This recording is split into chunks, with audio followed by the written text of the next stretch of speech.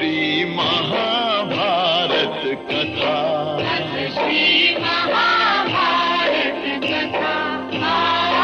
महाभारत कथा।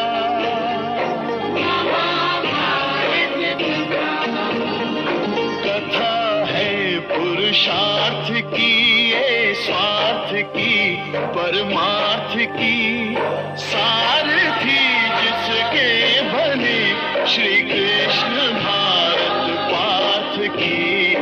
शब्द दिग्घोषित हुआ जब सत्य सार्थक सर्वथा।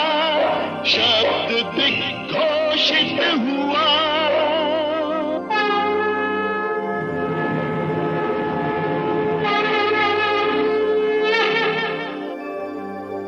यदा यदा हि धर्मस्य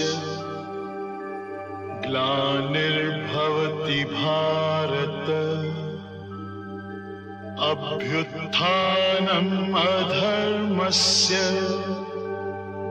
तदात्मानं सृजाम्यहम्। परित्राणाय साधूनां विनाशाय च दुष्कृतां, धर्म संस्थापनार्थाय संभवामि युगे युगे।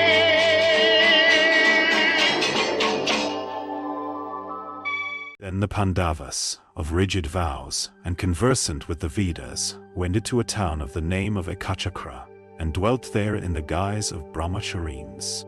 And it was here that Bhima, of mighty arms, came upon a hungry and mighty and man-eating Rakshasa of the name of Vaka.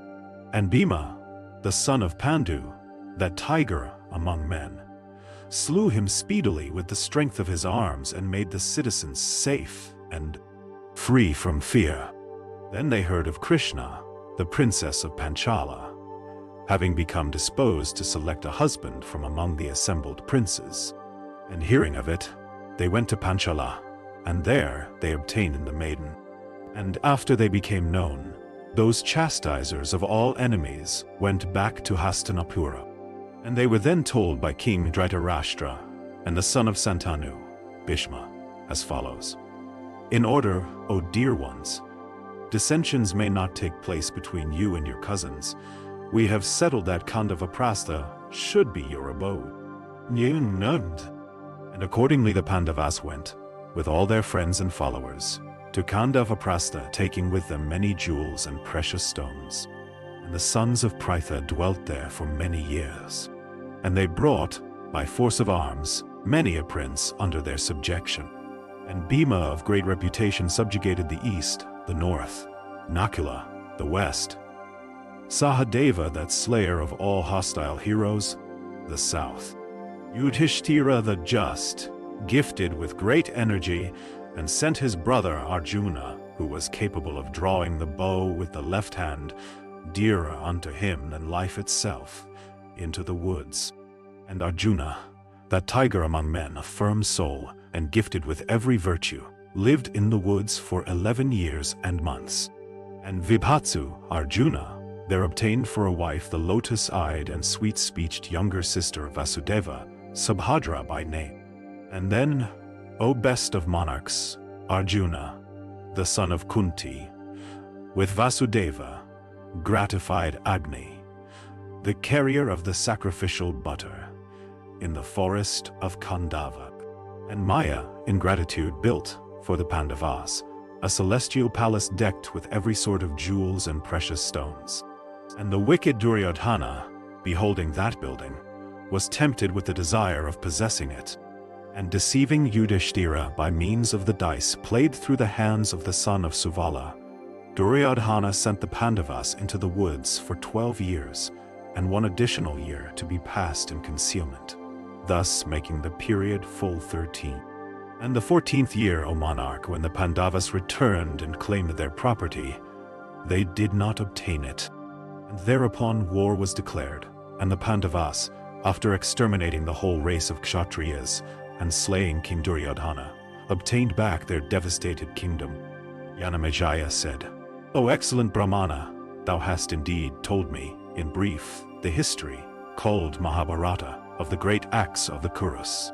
But, O thou of ascetic wealth, recite now that wonderful narration fully. I feel a great curiosity to hear it. And that could never have been a trifling cause for which the virtuous ones could slay those whom they should not have slain, and for which they are yet applauded by men. Why also did Bhima of mighty arms, and of the strength of 10,000 elephants, control his anger, though wrong? Why also did the chaste Krishna, the daughter of Drupada, wronged by those wretches, and able to burn them, not burn the sons of Dhritarashtra with her wrathful eyes? Why also did Yudhishthira, that foremost of all virtuous men, the son of Dharma himself, fully acquainted with all duties, suffer that excess of affliction? Vaisampayana said, O monarch, appoint thou a time for hearing it. This history told by Krishna Dwapayana is very extensive.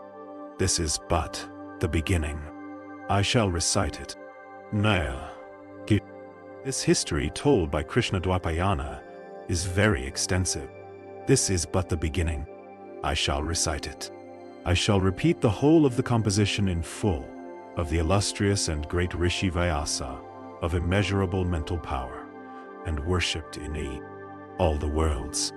This Bharata consists of 100,000 sacred slokas composed by the son of Satyavati, of immeasurable mental power. He that reads it to others, and they that hear it read, attain to the world of Brahman and become equal to the very gods. This Bharata is equal unto the Vedas, is holy and excellent, is the worthiest of all to be listened to, and is a Purana worshipped by the Rishis.